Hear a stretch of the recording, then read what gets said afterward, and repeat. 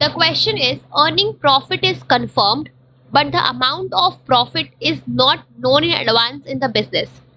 The statement is true or false, हमें ये बताना है।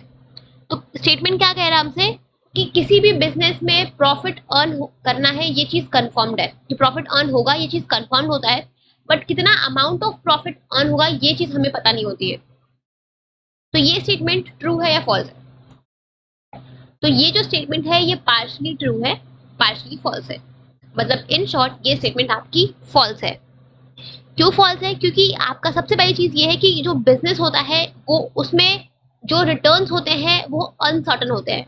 मतलब कि जरूरी नहीं कि अगर आपने बिजनेस किया है तो आपको सिर्फ और सिर्फ प्रॉफिट ही होगा। It is not guaranteed. कोई भी बिजनेस का एम होता है कि हाँ उसको प्रॉफिट अर्न करना है, बट आपको प्रॉफिट होगा इस चीज की कोई गारंटी नहीं होती है, क्योंकि हर बिजनेस में जो रिटर्न्स होते हैं वो अनसर्टन होते हैं। बिजनेसमैन ने इन्वेस्टमेंट करी है, बट उस पर उसको रिटर्न मिलेगा, कितना मिलेगा आप ये चीज प्रिडिक्ट नहीं कर सकते हो। It is very uncertain, right? आपको प्रॉफिट होगा, नहीं होगा, होगा तो कितना होगा, इस चीज को आप प्रिडिक्ट नहीं कर सकते हो, क्योंकि हमेशा बिजनेस में इक्वल पॉसिबिलिटीज है, प्रॉफिट के भी और लॉसेस के भी।